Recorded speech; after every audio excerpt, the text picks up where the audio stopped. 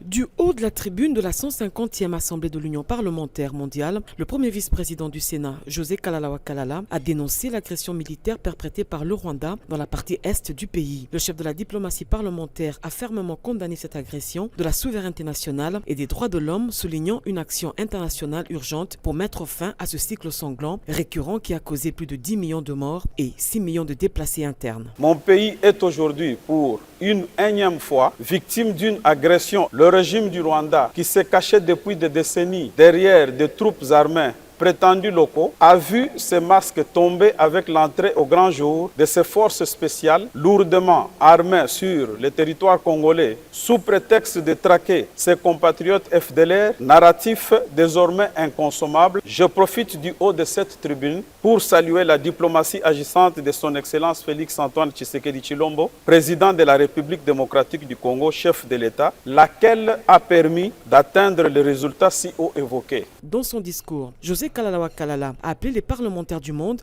à l'application de la résolution 2773 des Nations Unies qui vise à condamner l'agression rwandaise et à instaurer des mesures concrètes pour la restauration de la paix et de la sécurité dans la région. C'est ici l'occasion pour moi d'inviter l'Union interparlementaire à soutenir la résolution 2773 du Conseil de sécurité des Nations Unies ainsi que les sanctions de l'Union européenne et des autres pays épris de paix et de justice contre les auteurs de ces crimes. Cette intervention du premier vice-président du Sénat devant plus de 2000 parlementaires venus de 190 pays a mis en lumière la détermination du gouvernement congolais à défendre l'intégrité territoriale et solliciter le soutien des instances internationales pour contrer les actions déstabilisatrices du Rwanda.